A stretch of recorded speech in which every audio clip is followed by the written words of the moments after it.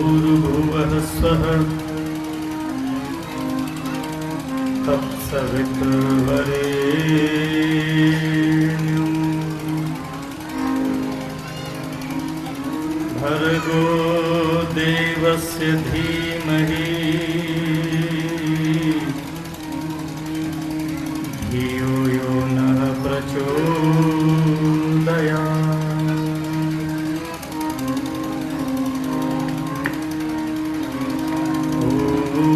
ॐ त्र्यम्बकं यजामहे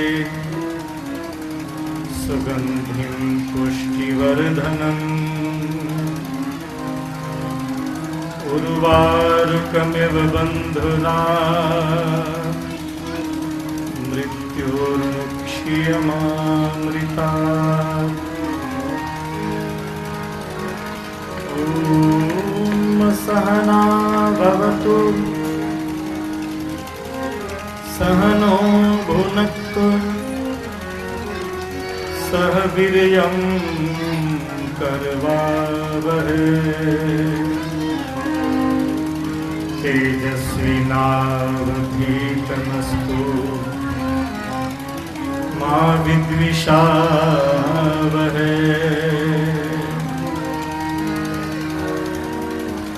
तमसो मा ज्योतिर्गमय असतो मा सद्गमय मृत्योर्मा अमृतं गमय। सर्वे भवन्तु सुखिनः सर्वे सन्तु निरामयाः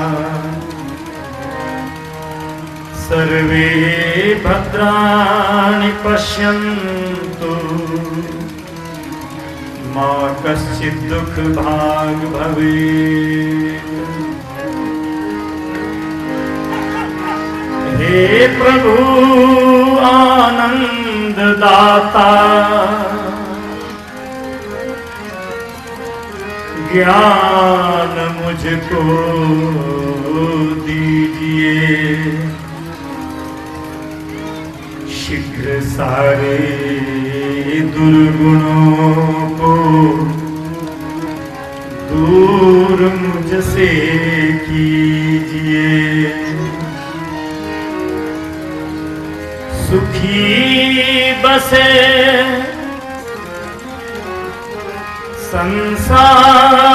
संसार सबा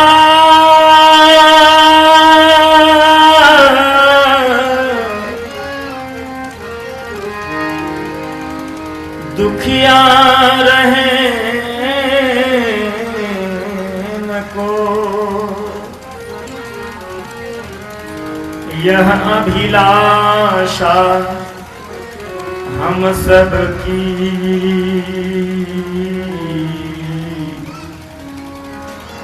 भगवन पूरी होय। विद्या बुद्धि तेज बल सबके भीतर होय। दूध पूत धन धाम से वंचित रहे न को।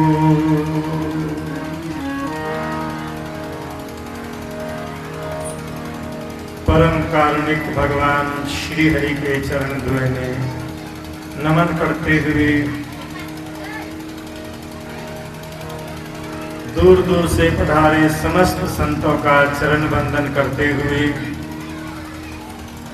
पवित्र स्थल पर उपस्थित धर्म प्रेमी सज्जनों, माताओं, बहनों, भाइयों, आप सबका हार्दिक अभिनंदन करते हुए विज्ञान के विभिन्न माध्यमों से ये आवाज जहाँ तक जा रही है, जो जहाँ से जिस अवस्था परिस्थिति में रहकर सत्संग कथा श्रवण कर रहे हैं, उन समस्त श्रोताओं को इस व्यासपीठ की ओर से नमन करते हुए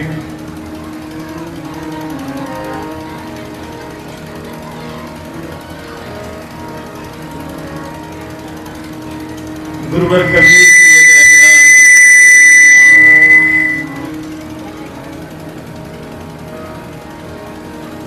पद प्रस्तुत करूं, तत्पश्चात थोड़ी देर निवेदन।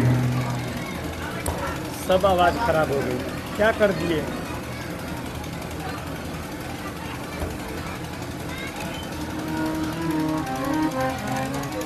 इसको बंद कर दीजिए, पूरा प्लेन कर रखिए। Hello hello hello.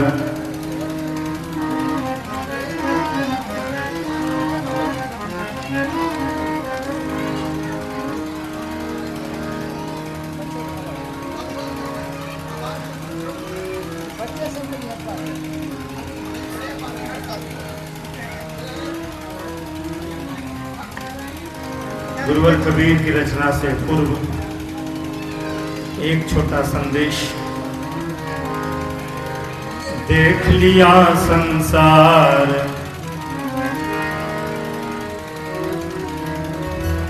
देख लिया संसार, हमने देख लिया,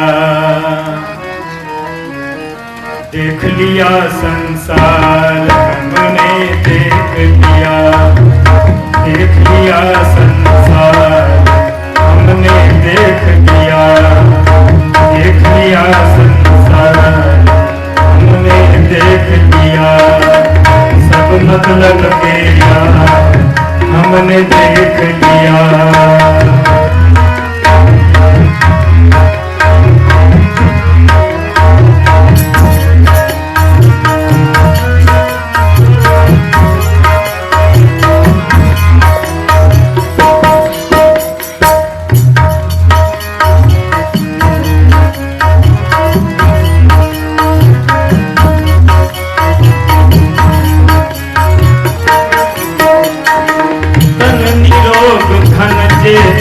जब तक तन निरोग धन जेब में, जब तक मन से सेवा करेंगे तब तक, तन निरोग धन जेब में, जब तक मन से सेवा करेंगे तब तक, मानेगा परिवार हमने देख लिया, देख लिया संसार, हमने देख लिया।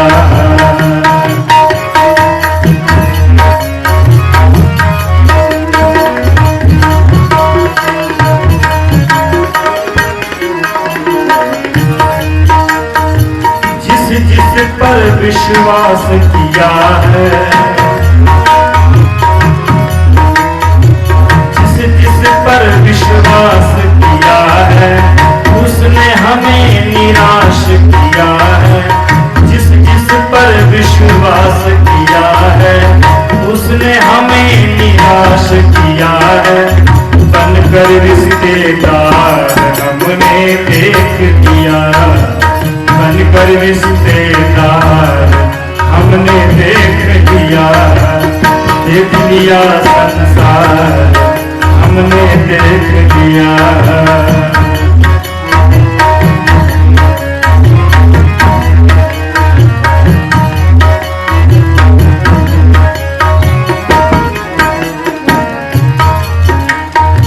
कहीं चोट लग जाए न तन में, कहीं चोट लग जाए न तन को, सभी समझते हैं निर्धन को। कहीं चोट लग जाए न तन को, सभी समझते हैं निर्धन को। गिरती हुई दीवार हमने देख लिया, देख लिया संसार, हमने देख लिया।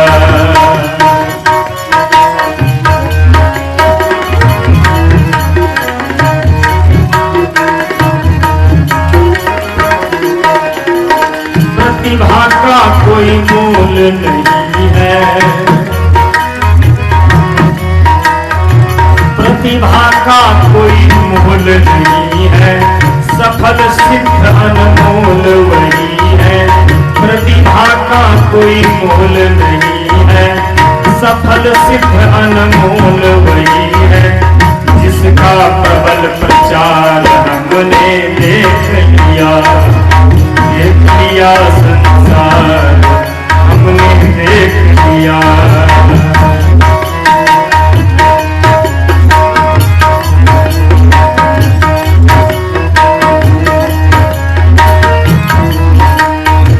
सरल संत का मोल न आगे,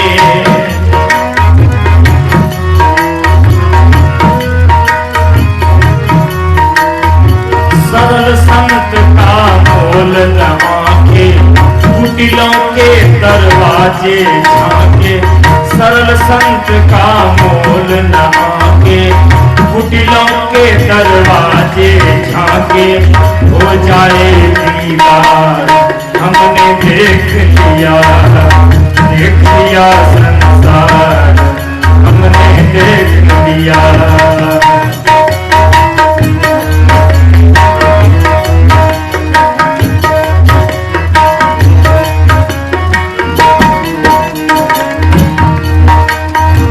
मूल मंत्र राजेश यही है, संतों का संदेश यही है।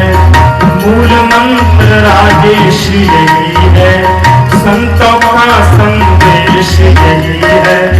हरि सुमिरन है सार हमने देख लिया, हरि सुमिरन है सार हमने देख लिया संसार हमने देख लिया। सब मतलब के यार हमने देख लिया संसार हमने देख लिया संसार हमने देख लिया।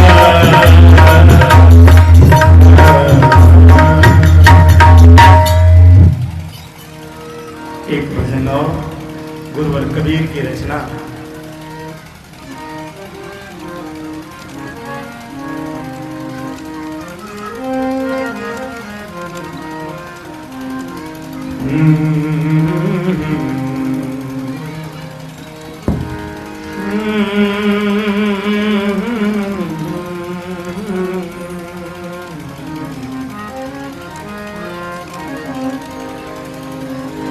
तोरी गठरी में,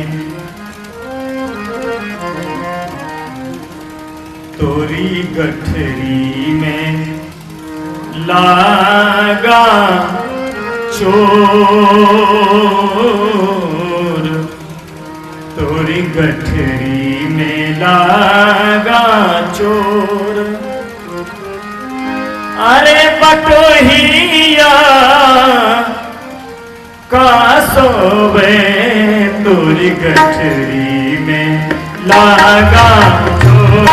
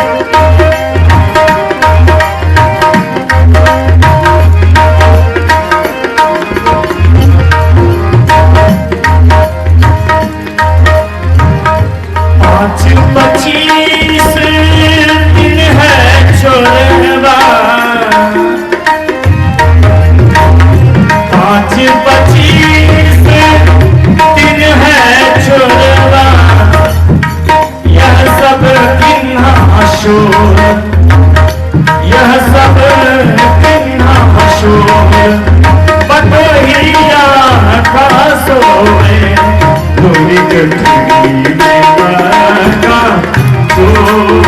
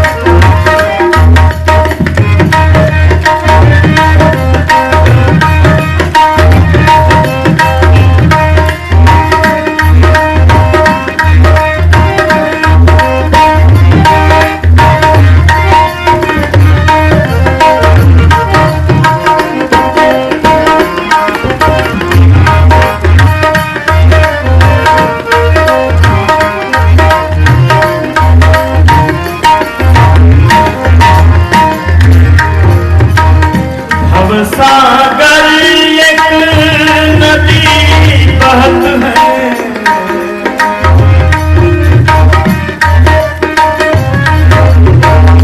भव सागर एक नदी बहत है, बिन उतरे जाओ बटोहिया का सोवे, तोरी गठरी लागा चोर, तोरी गठरी लागा चोर।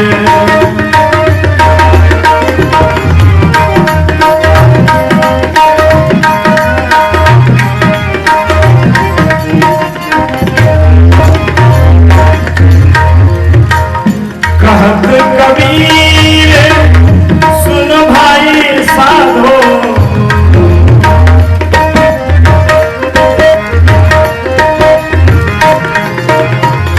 कहत कबीर सुन भाई साधो, जागत कीजे भोर, जागत कीजे भोर, बटोहिया का सोवे, तोरी गठरी लागा चोर, तोरी गठरी लागा चोर, बटोहिया का सोवे, तोरी गठरी लागा चोर, तोरी गठरी लागा चोर, तोरी गठरी लागा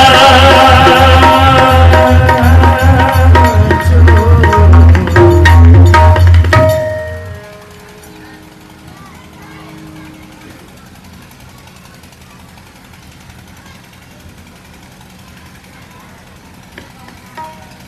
कबीर साहब, आप लोगों की ही ऐसी स्थिति को देख करके ऐसे भजन की रचना किए होंगे। अभी 1:15 बजा होगा, दोपहर का समय है, पूर्ण जागृत का समय है, फिर भी पंडाल में हमारी माताएं बहनें बैठी हैं, दो तरह से सोई हुई हैं। एक तो जिनको निद्रा बोलते हैं, आलस बोलते हैं, उस आलस निद्रा में सोई हैं, और एक बेहोशी में सोई है सत्संग पंडाल में और एक दूसरे से बातचीत कर रही हैं। इसको कहते हैं बेहोशी में सोना। सोए हैं लेकिन बेहोशी में सोए हैं। इस तरह से आप यदि अपनी मानसिकता बनाकर बैठेंगे तो आपको सत्संग से कुछ नहीं मिलेगा।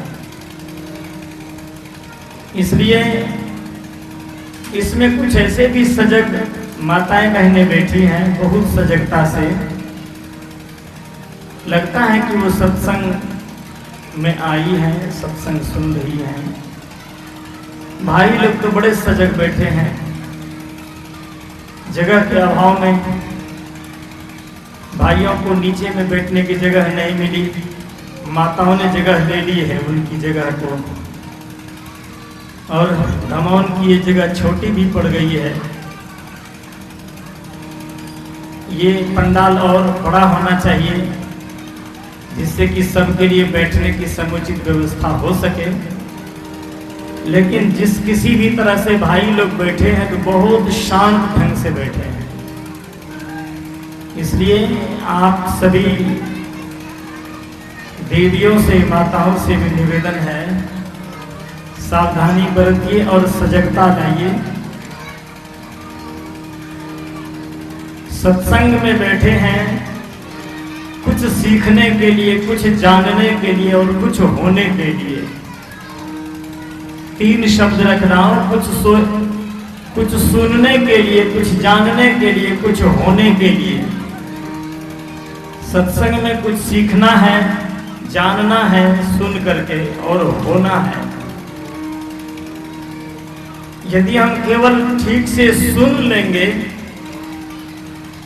ठीक से हमारा सुनना हो जाएगा तो हम समझ पाएंगे, और ठीक ठीक समझ पाए तो हम फिर जान भी लेंगे उनको।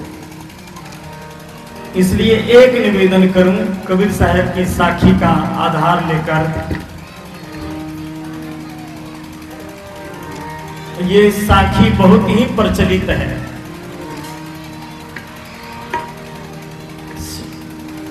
बुरा जो देखन में चला बुरा न मिलिया कोई, जो दिल खोजा आपना मुझसा बुरा न कोई। कबीर साहब इस साखी के माध्यम से हमको आपको संदेश देना चाहते हैं। दुनिया के लोग आज दुखी दिखते हैं, उसका एक ही कारण है, अपने दुख के कारण को दूसरों में ढूंढते हैं। जिस दिन दुनिया के लोग अपने दुख का कारण अपने अंदर ढूंढना शुरू कर देंगे, उस दिन उनका दुख विदा हो जाएगा। इसलिए हम आप सत्संग में आए हैं। कबीर साहब का ये संदेश है कि हम और आप भी जो नहीं आए हैं सत्संग में, उनके लिए तो कोई बात नहीं, और जो सत्संग में नहीं आए हैं अपने अपने दरवाजे पर से, घर पर से, खेत खलियान से भी, दुकान दरवाजे पर से भी, छत पर भी बैठ करके सत्संग सुन रहे हैं, और उनके जीवन में ये सत्संग की बातें उतर जाएं तो उसका कल्याण हो जाएगा।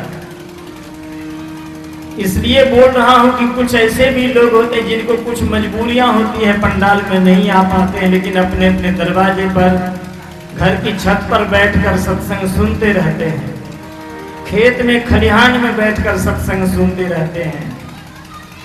कबीर साहब का इशारा है कि अपने जीवन के दुखों का कारण अपने भीतर ढूंढो।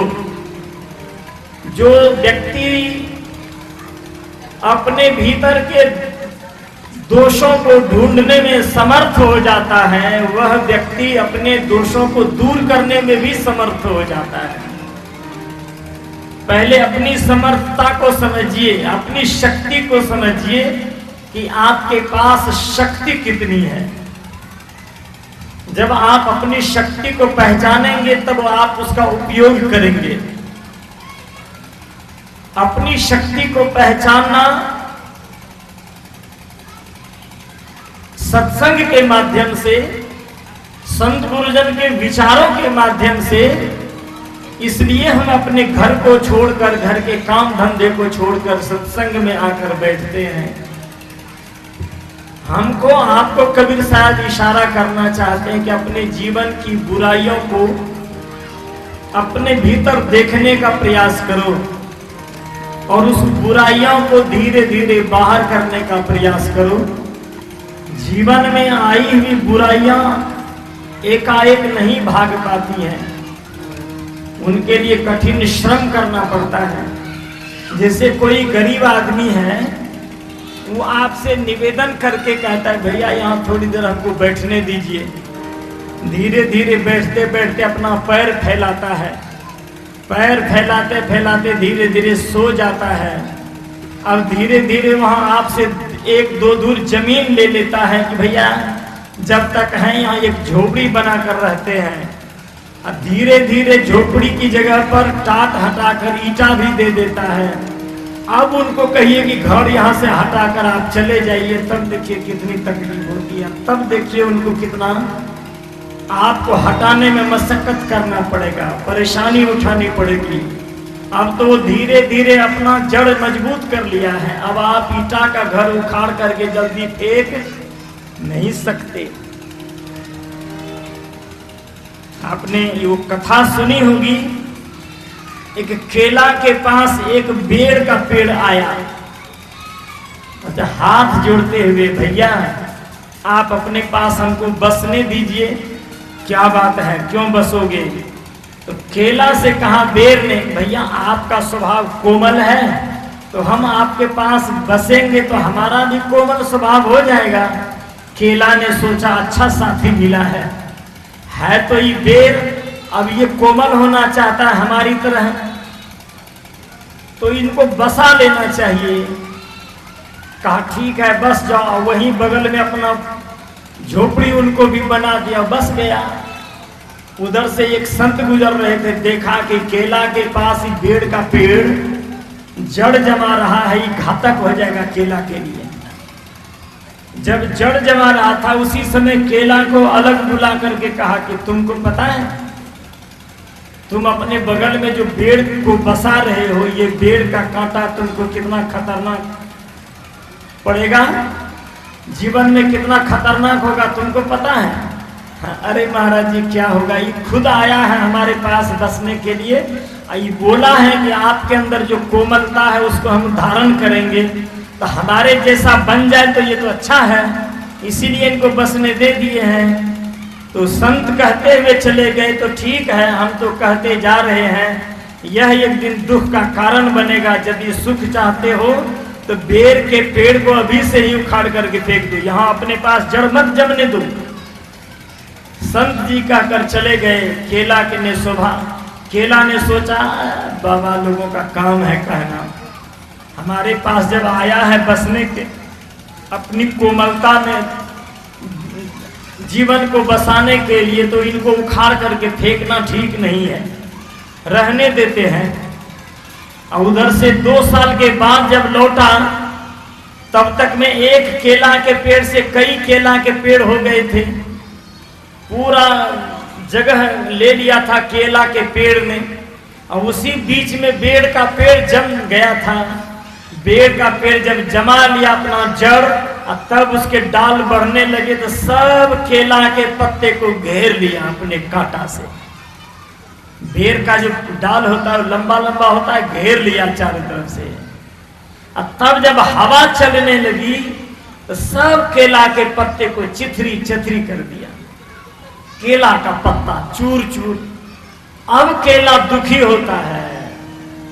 कबीर साहब उधर से लौट रहे थे, उस दशा को देख लिए, कहा कि तुमको तो बहुत पहले समझाए थे कि बेड़ के पेड़ को जड़ जमने नहीं देना अपने पास, नहीं तो बहुत घातक होगा। तुमने मेरी बात टाल दी, उसी का ये परिणाम है। अब तो केला रोता है। कबीर साहब कहते हैं, अरे केला तब ही न चेतिया,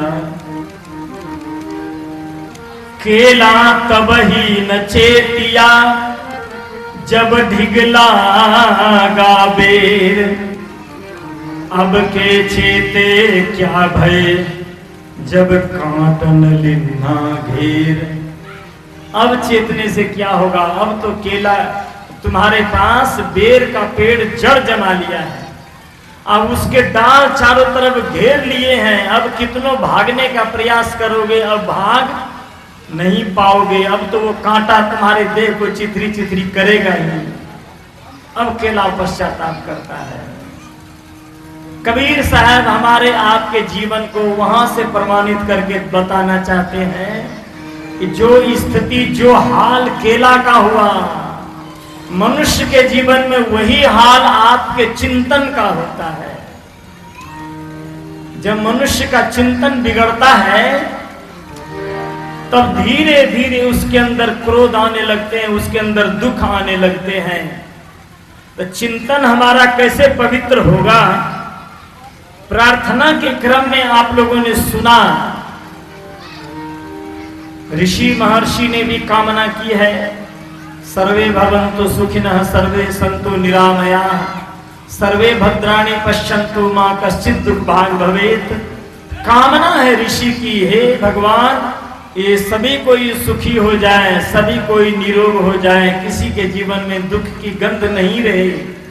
क्या ऋषि की कामना से हम सब सुखी हो गए? सब निरोग है यहां बैठे हुए।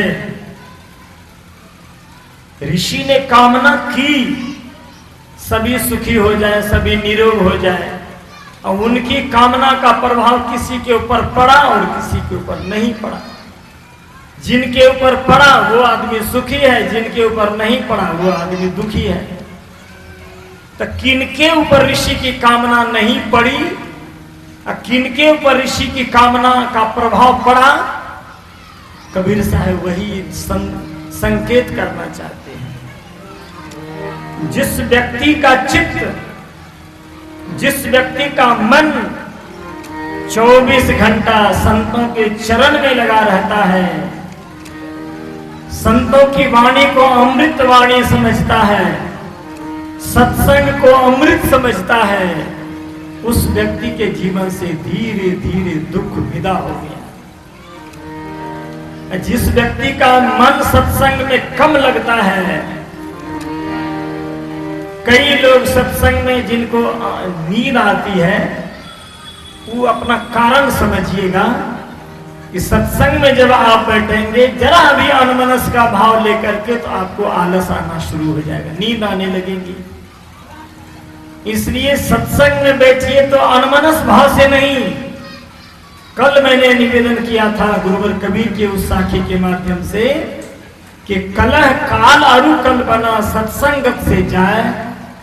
सत्संग से आपके जीवन की कलह चली जाएगी, सत्संग से आपके जीवन का कष्ट चला जाएगा, सत्संग से आपके जीवन की कल्पना मिट जाएगी।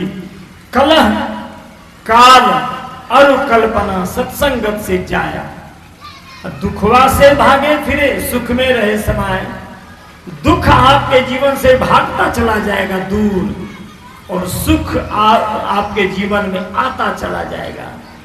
इसलिए सत्संग आपको निर्देश करता है कि अपने जीवन में, जैसे कोई बरसाती पहन ले, वर्षा में चल दे तो वर्षा में वो भीगता नहीं है। बुलेट प्रूफ कपड़ा पहन लेगा तो कितना उनके शरीर पर गोली चलेगी तो गोली उसके देह में लगेगी नहीं। ठीक उसी तरह से जब आप सत्संग में आएंगे और सत्संग में आप मंगल कामना से अपने जीवन को भर लेंगे, तो बाहर का प्रभाव आपके ऊपर नहीं पड़ेगा।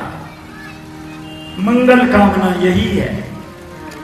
हम लोग भी गुरुकुल में जब पढ़ने गए थे, बचपन में ही ये मंगल कामना सिखा दी गई।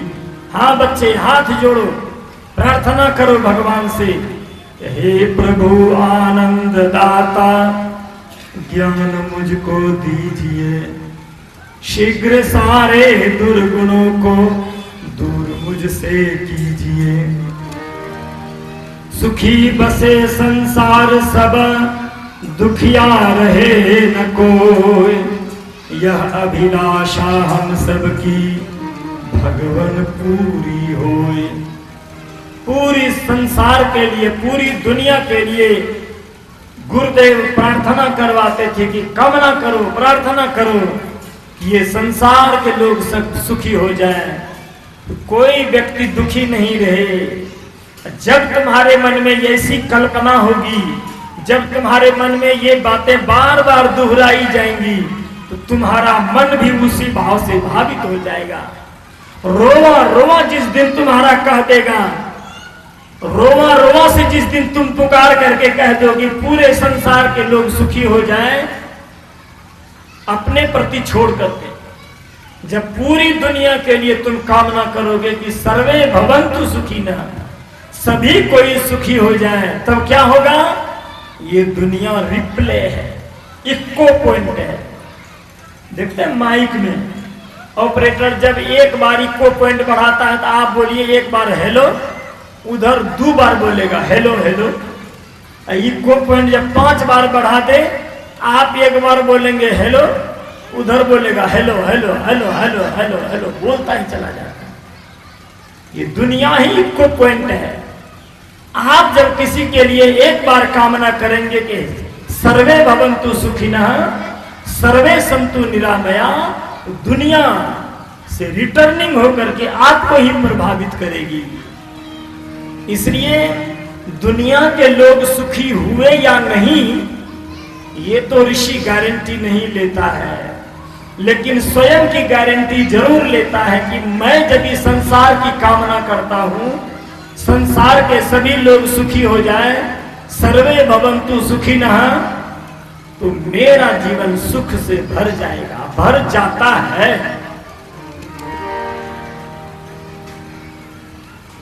जितने संत महापुरुष हुए, अपने जीवन में जो कुछ भी दुख आया, उस दुख की परवाह किए बिना संसार के लिए कामना करता रह गया कि संसार के लोग सुखी हो जाएं। अपने जीवन को छोड़ करके। सत्संग इसी को कहते हैं। और आपको मैं बता दूं, कभी देख लीजिएगा, यहां सैकड़ों लोग बैठे हैं, किसी को एक बार हाफी आ जाए, जमुहाई, ऐसे करते हैं ना, लंबा श्वास लेते हैं, जमुहाई लेते हैं, तो जैसे एक आदमी जमुहाई लेगा, उसके तरंग की गति चारों तरफ प्रभावित कर देती है। बीच बीच में एक व्यक्ति उधर से जमुहाई लेना शुरू कर देगा, कहीं वहां से, कहीं वहां से, कहीं वहां से, चारों तरफ उसकी तरंगे फैल जाती हैं। एक आदमी जमुहाई लिया और कई लोग उससे प्रभावित हो जाते हैं। उसी तरह से आप सत्संग में इसलिए आते हैं कि यहाँ संत गुरुजन सर्व मंगलमयी कामना से जिनका जीवन भरा होता है, उनके जीवन, उनके निकट जब आप बैठ करके उनके जीवन को महसूस करते हैं तो उसकी तरंगें छूटती हैं जीवन से और आप प्रभावित हो जाते हैं। आप नेगेटिव वृत्ति लेकर के आइए, अब पॉजिटिव संत महापुरुष जिनकी कामना 24 घंटा संसार के सुख की कामना किए रहती है, ऐसे महात्मा के पास जैसे आप बैठेंगे नेगेटिव वृत्ति आएगी और महात्मा के पास आते आते आपकी वृत्ति समाप्त हो जाएगी। आप महसूस करिएगा, बाहर से गलत सोचते हुए आए, उनके निकट बैठते बैठते ही आपके मन में जो गलत वृत्ति थी वो धीरे धीरे लुप्त हो जाएगी। किसका प्रभाव है? यही इसी को सत्संग कहते हैं। ऐसे संतों के पास बैठिए जिनकी कामना 24 घंटा संसार के लिए होती रहती है कि सर्वे भवन्तु सुखिनः, सर्व के मंगलमयी कामना के लिए जिनका जीवन, जिनकी कामना 24 घंटा प्रवाह बहती रहती है, ऐसे संतों के पास बैठने को कहते हैं सत्संग। और यहां नेगेटिव वृत्ति वाले व्यक्ति भी आकर के पॉजिटिव भाव में आ जाते हैं, इसलिए सत्संग में आना चाहिए। कई लोग अलग से भी सुनते रहते हैं, अच्छी बात है, लेकिन जब आप निकट आकर बैठेंगे तो उसका और गहरा असर पड़ता है, गहरा प्रभाव पड़ता है। इसलिए भगवान बुद्ध के पास जब उंगली माल आता है, बड़ी कठोर वृत्ति लेकर के वो जी रहा था, और उससे भी सघन समता की वृत्ति लेकर के, अहिंसा की वृत्ति लेकर भगवान बुद्ध जब जाते हैं और उनके निकट जैसे आया उंगली माल के भीतर की वृत्ति रूपांतरित हो गई। मैंने आपको कई बार कहा है, बोलने के क्रम में एक व्यक्ति हमसे हाथ मिलाया, तो हमारे मित्र ने कहा उनके चले जाने के बाद, आप भी किसी से हाथ मिला लेते हैं। हमने कहा क्या हुआ, किसी से हाथ तो नहीं मिलाना चाहिए, लेकिन अब पुराने मित्र थे, वो आया हाथ मिलाया तो मिला लिए। तो आप नहीं जानते वो कितना खतरनाक आदमी है, वो तो बहुत हिंसक वृत्ति का आदमी है। तो हमने कहा तब क्या होगा? कहा उसकी वृत्ति आपको प्रभावित कर देगी तब। हमने कहा कि मानते हो कि गलत वृत्ति हमको प्रभावित कर देगी? हाँ, ये तो हम मानते हैं। हमने कहा तब हम जब ये मानते कि उसका नेगेटिव भाव हमको प्रभावित कर देगा, ये क्यों नहीं मानते कि हमारा पॉजिटिव भाव उनके ऊपर प्रभाव डाल देगा? तब तो वो सहम गया, ऐसा भी हो सकता है। तो सभी व्यक्ति उतना पावरफुल नहीं हो पाते हैं, लेकिन जो जितना पावरफुल व्यक्ति होता है उसके पास जितने नेगेटिव वृत्ति वाले आएंगे सब पॉजिटिव हो जाते हैं। इसलिए भाइयों बहनों, आप अपने भीतर की कामना को जितना प्रगाढ़ करेंगे, जितना मजबूत करेंगे, जितना विस्तार करेंगे, उतना आपकी शक्ति बढ़ती चली जाएगी। आप अपने भीतर की शक्ति को बढ़ाना चाहते हैं तो कबीर साहब की वो साखी एक हरदम याद रखनी चाहिए कि बुरा जो देखन में चला, आज तक जो हमारे जीवन में दुख था, दुख का कारण मैं बाहर देख रहा था। बुरा ना मिलिया कोई, आज तक बाहर में कोई बुरा नहीं मिला। सत्संग में आकर पता चला कि जो दिल खोजा आपना, मुझसा बुरा न कोई। जो व्यक्ति अपने भीतर में बुराई को ढूंढ लेता है उसको बाहर में बुराई दिखती ही नहीं है। हमसे कई लोग कहते हैं कि वो व्यक्ति तो बहुत खतरनाक है, उनके पास आप कैसे बैठ जाते हैं। हमने कहा वो हमारे अंदर, उनके अंदर जो अच्छाई है उनको हम लेने का प्रयास करते हैं और हमारी मंगल कामना इतनी मजबूत है, उनकी जो नेगेटिव भावना है वो हमको प्रभावित नहीं कर सकती। इसलिए कबीर साहब की ये साखी, बुरा जो देखन में चला बुरा न मिलिया कोई, जो दिल खोजा आपना मुझसा बुरा न कोई। सत्संग में हम वह सूत्र जानते हैं कि अपने भीतर की बुराई को कैसे खोजा जाए। तो बाहर की दृष्टि खोल करके, बाहर की दृष्टि खोल करके आप अपने जीवन की बुराई को देख पाएंगे नहीं। कबीर साहब से पूछा लोगों ने कि बाहर भीतर की बुराई को कैसे देखेंगे सरकार। तो कबीर साहब ने कहा कि भीतर की बुराई को देखने के लिए तुमको भीतर की आंखें खोलनी पड़ेगी। भीतर की आंख, हाँ, तो भीतर में आंख कहां पर है, भीतर की आंख कैसे खुलेगी। कबीर साहब ने कहा बेटे, बाहर की आंखों से तुम बाहर की बुराइयों को देखते हो और भीतर की बुराइयों को देखने के लिए तुमको भीतर की आंखें खोलनी पड़ेगी। अब भीतर की आंखें खुलती है ध्यान से, भीतर की आंखें खुलती है साधना से, भीतर की आंखें खुलती है। कबीर साहब की वो साखी कि बाहर के पट बंद कर भीतर के पट खोल। उसकी अगली कड़ी है कि सिमरन सुरती लगाई के मुख से कछु न बोल। गुरु ने जो जाप करने के लिए मंत्र दिया है, आंखें बंद करके उस शब्द में अपनी चेतना को लीन कर देना। बाहर के पट बंद कर, आंखें भी बंद हो जाए, कान भी बंद हो जाए। ये दोनों इंद्रियां हमारी इतनी प्रबल हैं, कान से हम बाहर भटकते हैं शब्द सुन करके, आंख से बाहर भटकते हैं रूप देख करके। इसलिए बाहर से आंखें भी बंद हो जाएं और कान भी बंद हो जाएं, तब आप भीतर के दृश्य को देखना शुरू कर देंगे। सुमिरन सुरती लगाई के मुख से कछु न बोल, बाहर के पट बंद कर भीतर के पट खोल। जिस व्यक्ति के भीतर का पट खुल जाता है, वो भीतर की बुराई दिख जाती है और भीतर की बुराई साफ हो जाती है, भाग जाती है बाहर आपको छोड़ करके। इसलिए दूसरे भजन में आपने सुना कि तोरी गठरी में लागा चोर बटोहिया कासो में। तुम्हारे ही भीतर में वो चोर बैठा हुआ है, 5 चोर और 25 प्रकृति, शब्द स्पर्श रूप रस गंध, ये 5 चोर तुम्हारे जीवन को बाहर भटकाने में लगे हुए हैं। 25 प्रकृति तुम्हारे जीवन को बाहर भटकाने में लगी हुई है। इसलिए इसको पार करके सत्संग में आओ, ध्यान में डूबो, धीरे धीरे प्रकृति से ऊपर उठ जाओगे, 5 तत्व से भी और 25 प्रकृति से भी, और आत्मा का दर्शन कर पाओगे, आत्मा की अनुभूति कर पाओगे। धीरे धीरे तुम्हारी इंद्रियां पवित्र हो जाएंगी, तुम्हारे भीतर की भावना पवित्र हो जाएंगी, तुम्हारा जीवन सुखी हो जाएगा। बाहर से हमारा जीवन सुखी और भीतर से हमारा जीवन शांत। कबीर साहब का ये संकेत एक भजन।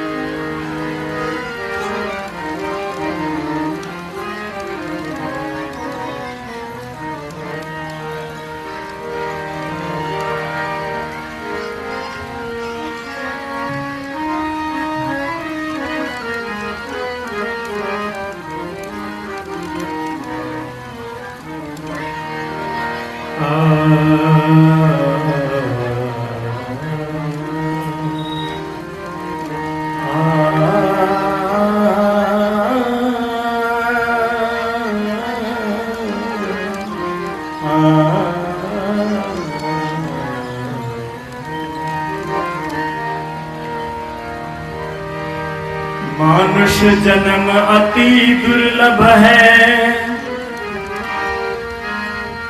मिले न बारंबार,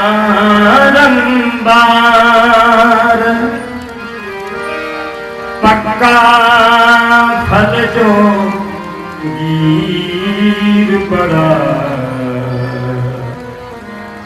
बहु न लागी।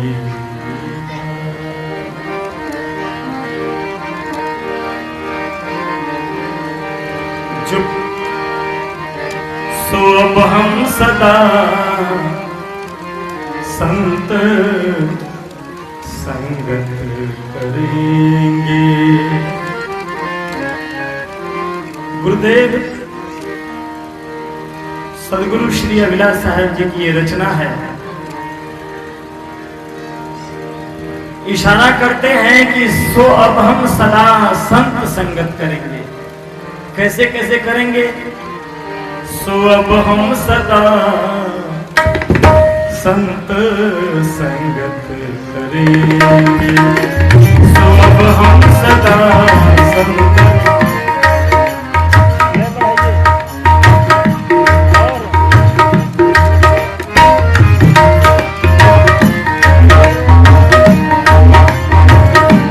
अब हम सदा संत करेंगे।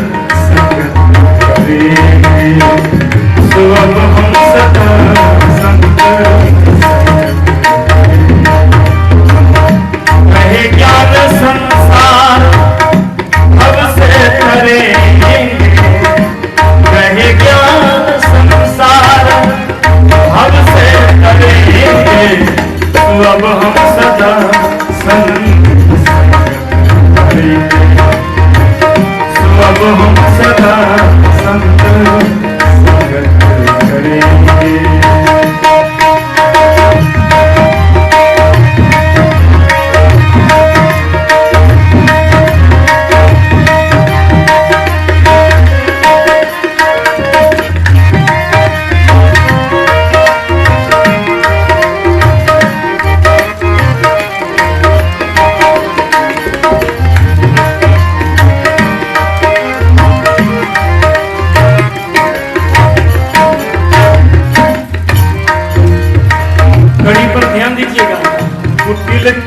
क्रोध ईर्ष्या चोरी जुआरी, कुटिल क्रोध ईर्ष्या चोरी जुआरी, नशा नाच हिंसा व्यभिचार का। इन माताओं को पता नहीं होगा। कोई माँ नहीं चाहती कि हमारे बच्चे बीमार पड़ जाए। चाहती हैं? आप 24 घंटा अपने बच्चे के प्रति मन में कामना करते रहते हैं कि हमारा बच्चा स्वस्थ हो जाए, हमारा बच्चा स्वस्थ हो जाए, हमारा बच्चा एकदम स्वस्थ हो जाए। लेकिन आपको इस बात का पता नहीं होगा कि जब आप 24 बार कहते हैं कि हमारा बच्चा स्वस्थ हो जाए और उसमें से एक बार कह दीजिए कि अरे तुम तो जन्म लेते ही भले मर जाता। कई लोग कहते हैं गुस्सा में आकर कह देते हैं तो तुम तो जन्म लेते ही मर जाता, सो अच्छा था। 25 बार आप 99 बार आप कल्पना करिए कि हमारा बच्चा ठीक हो जाए, ठीक हो जाए। एक बार आप कह दीजिए कि तू तो जन्म लेते ही मर जाता, सो अच्छा था। तो आपका 99 बार जो आपने कल्पना की है हमारा बच्चा स्वस्थ रहे, वो 99 बार की कल्पना एक बार में ढह जाएगी। इतना गहरा प्रभाव पड़ता है बुरे विचार का। इसलिए कभी मन में बुरे विचार लाने का प्रयास नहीं करना। 24 घंटा सावधान रहना कि हमारे मन में बुरे विचार नहीं आए। कुटिल क्रोध ईर्ष्या चोरी जुआरी, नशा नाच हिंसा व्यभिचार का, सकल अवगुणों की सफाई करेंगे।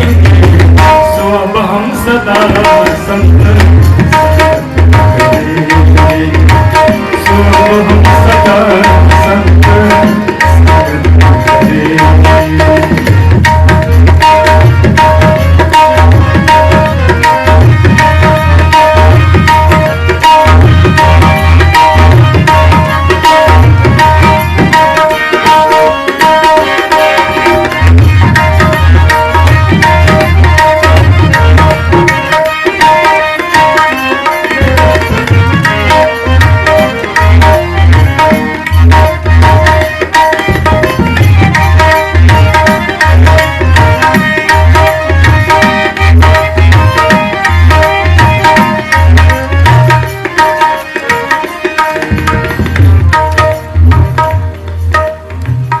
उपन्यास संगीत अखबार नाना,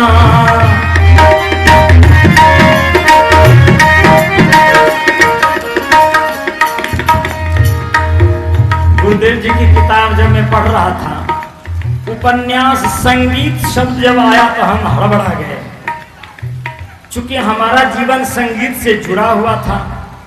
अब बचपन से गाते थे तो जैसे संगीत शब्द आया, उपन्यास संगीत अखबार नाना, कभी न पढ़ेंगे भ्रमिक ग्रंथ गाना, तो हमको लगा कि अब गाना छोड़ ही देना चाहिए। जब मैं गुरुदेव श्री अभिलाष साहब जी के पास बैठा और उनसे निवेदन किया कि गुरुदेव की जो पंक्ति में लिखे हैं ये उपन्यास संगीत अखबार नाना, कभी ना पढ़ेंगे भ्रमिक ग्रंथ गाना, तो आपकी जो रचना है इसको गाएंगे कैसे? तब हंसने लगे गुरुदेव, कहने लगे बेटा, जिस संगीत को सुन करके व्यक्ति का दिल दिमाग दिग्भ्रमित हो जाता है, उस संगीत से साधक को बचकर रहना चाहिए। जिस शब्द को सुनकर व्यक्ति के दिल दिमाग दूषित हो जाएं, ऐसे शब्द से साधक को अलग रहना चाहिए।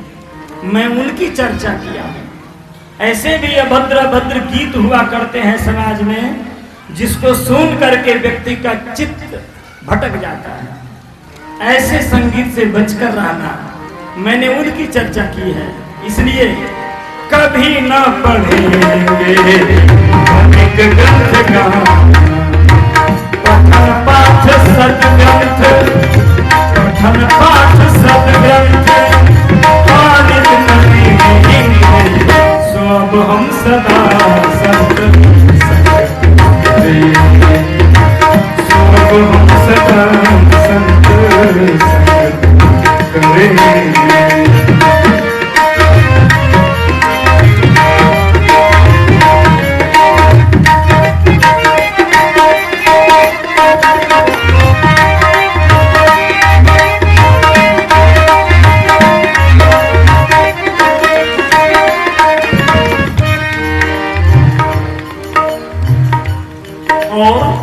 बसेंगे सदा संत के पास जाकर,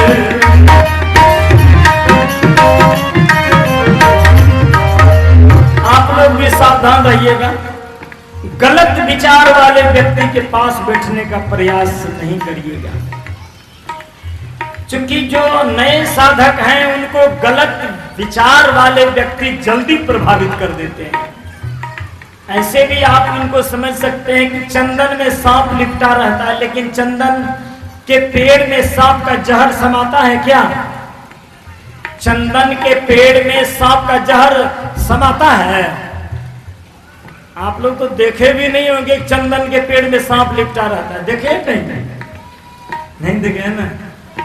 तमिलनाडु के तरफ जाइए, जंगल में जब घूमने जाइएगा तब वहां देखिएगा मोटा मोटा सर, जहरीला जहरीला सांप उस पेड़ में लिपटा रहता है और उस सुगंध में मस्त रहता है, चंदन के सुगंध में। तमिलनाडु में चंदन का जंगल ही है। वहां जब उस यात्रा में हम थे तब देखे थे, गाड़ी रोक कर देखे कि सांप लिपटा हुआ है पेड़ में।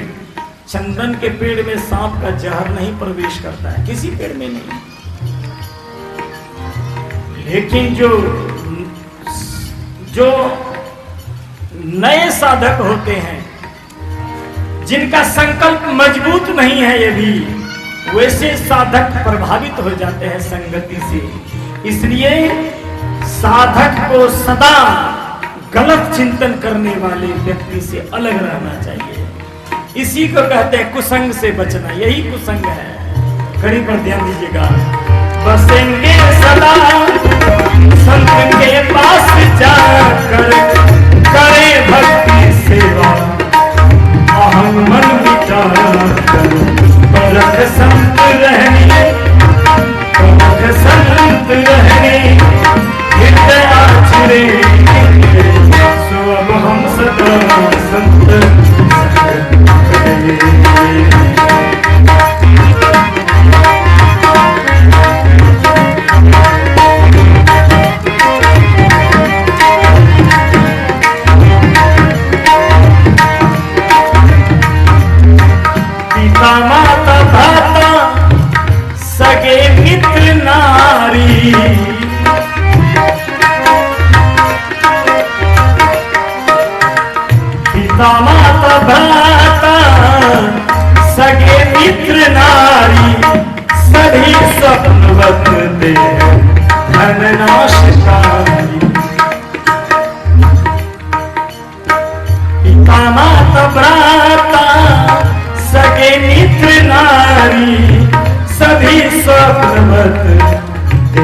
धन नमस्कार भजन ये कहीं सार।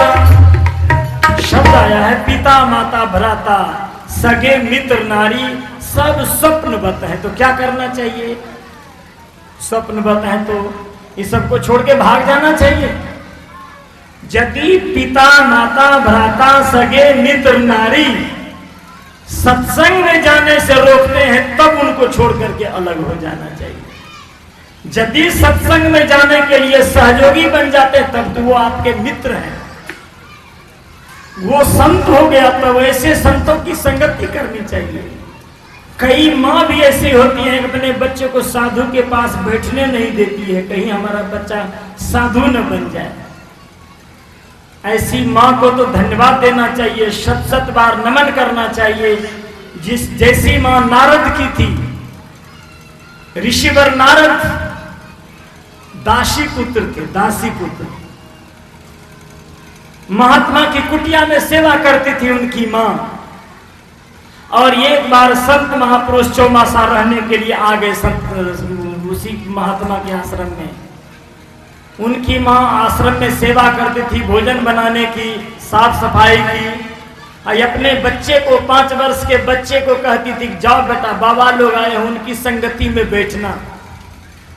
4 महीने तक रहे महात्मा जी, 4 महीने। 4 महीने तक सत्संग चला।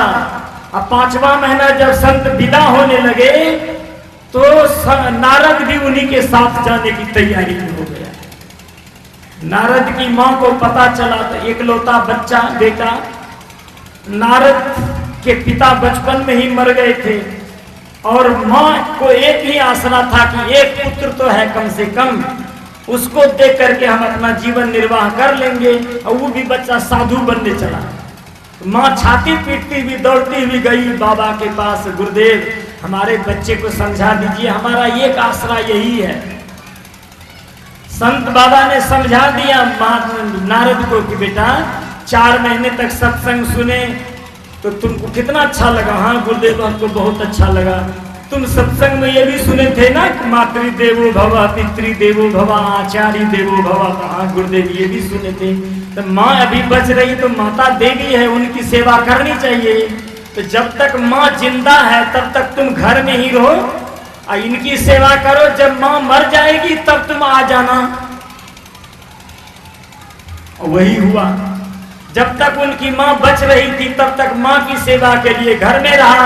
और जिस दिन उनकी माँ मर गई उस दिन ऋषिवर नारद बन करके संत के सानिध्य में चले गए और ऋषिवर नारद हो गए। संत का आशीर्वाद और माँ का आशीर्वाद। माँ यदि चाहती इनको हम डाकू बना देंगे तो वो डाकू भी बन सकता था। सुल्ताना डाकू बना था माँ की ही कृपा से। रावण के ऊपर पिता का प्रभाव नहीं पड़ा था, रावण के ऊपर माँ का प्रभाव पड़ा था, इसलिए रावण की मृत्यु ऐसी बदल गई थी। भाइयों बहनों, यदि माता पिता भाई मित्र गुरु कोई भी हो सत्संग में जाने से बाधा करे तो समझ लीजिए ये कुसंगति है। ऐसे व्यक्ति की संगति नहीं करेंगे। इनमें से सब राजी हो जाए सत्संग में, समझ लीजिए सब हमारे मित्र हैं। इशारा पर ध्यान दीजिएगा।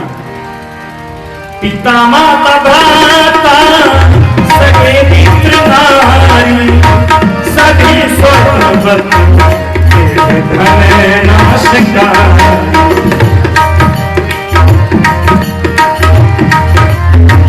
जगत वासना त्याग मुक्ति रहेंगे सो अब हम सदा संत संगत करेंगे। सो अब हम सदा संत संगत करेंगे।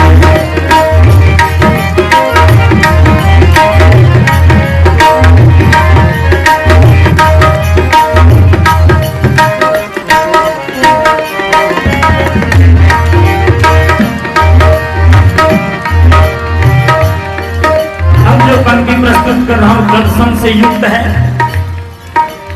इसकी व्याख्या नहीं करूंगा चूंकि समय का अभाव है। सकल पीठ ब्रह्मांड तन मन उपाधि समाधि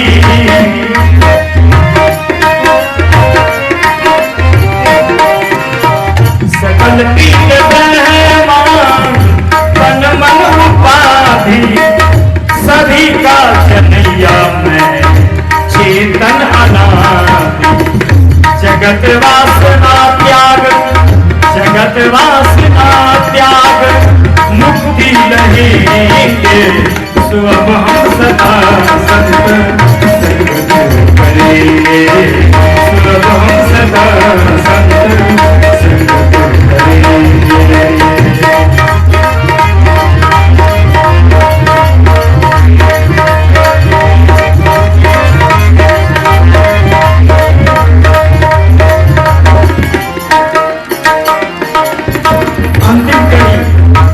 जगत स्वप्नवत अंत में छूट जाए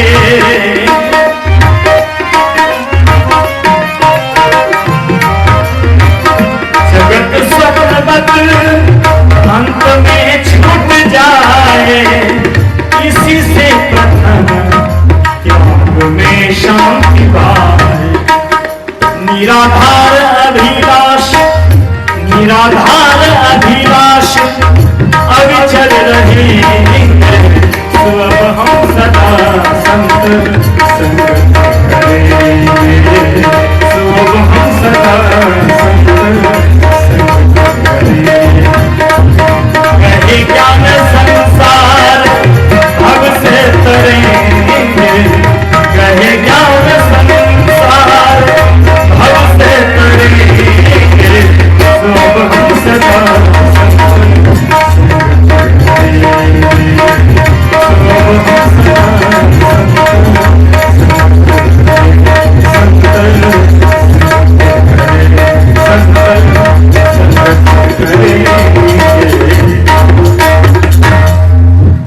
बोलिए सद्गुरुदेव की। अंत में आप सभी भाइयों बहनों ने बहुत प्यार से शांत भाव से मेरी बातों को सुना। आप सभी घर बैठे रमैयारा को त्रिवार नमन करूं और जितने भाइयों बहनों ने संकल्प लिया और संकल्प को पूरा करने में जितने भाइयों बहनों ने श्रद्धा से अपना तन समर्पित किया अपना धन समर्पित किया अपना मन समर्पित करके सत्संग को सफल बनाने में साथ दिया है सभी भाइयों बहनों के प्रति बहुत बहुत धन्यवाद देते हुए कामना करते हुए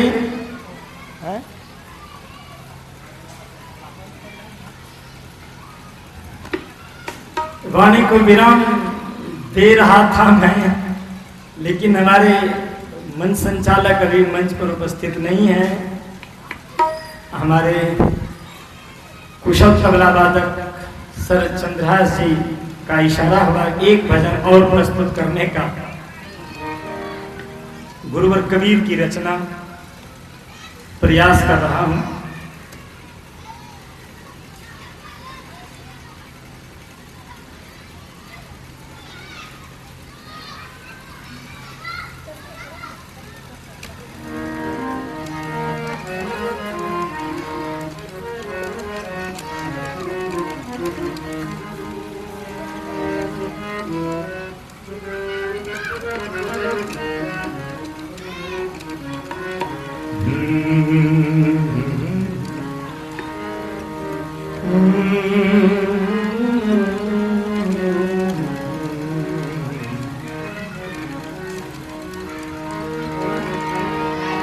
जब तलक विषयों से ये दिल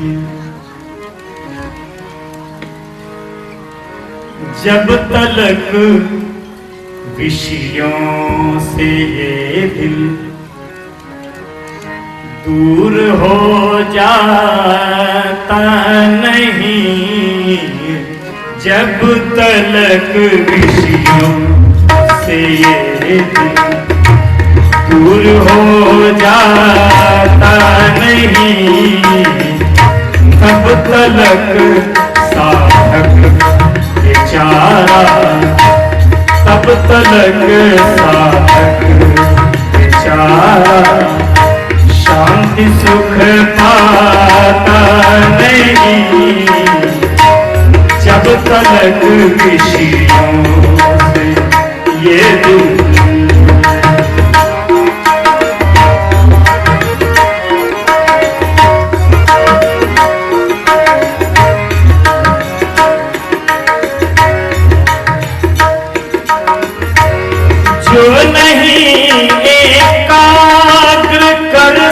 सकता है अपनी वृत्तियां,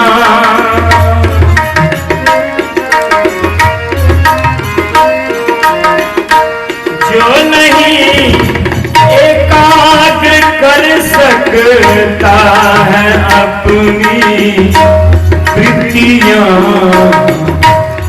उसको सपने में भी,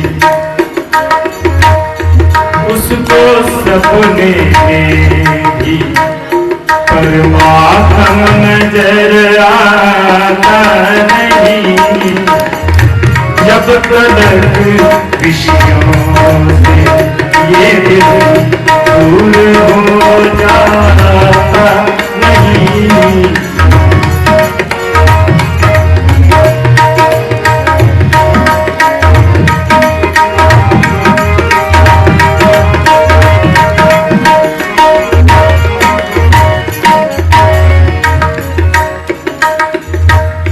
जो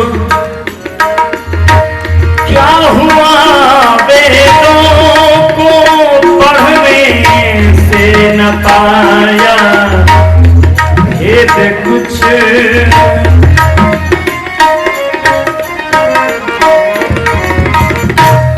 क्या हुआ वेदों को पढ़ने से न पाया भेद कुछ,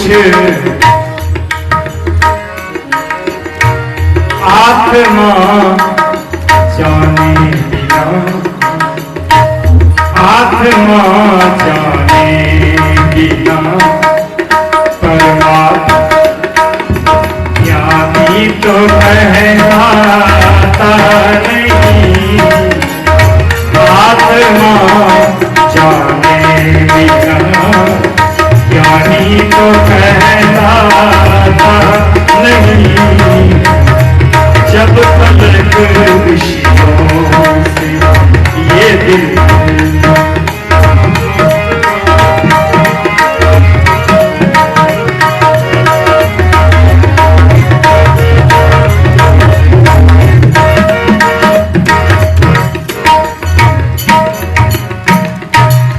पाप कर्मों से सदा रहता है जिसका मन मलिन,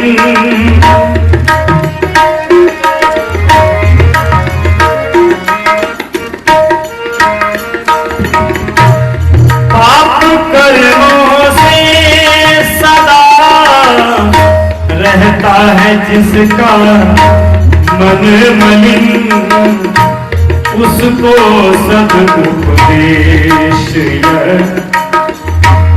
उसको सदुपदेश यह हरगिज हृदय भाता नहीं।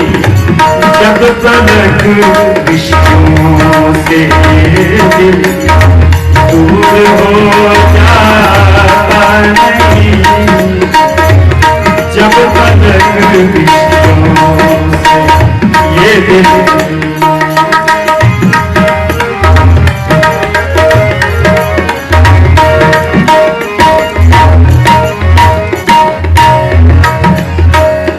अंतिम कड़ी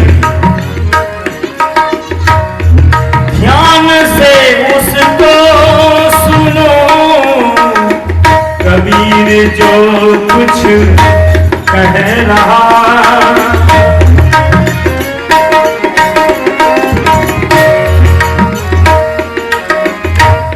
ध्यान से उसको सुनो, कबीर जो कुछ कह रहा है। बिना सतगुरु का कोई है, बिना सतगुरु का कोई मुक्ति का दाता नहीं है।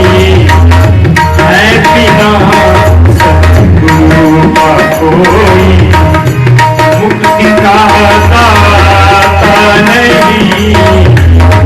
जब तक विषयों से ये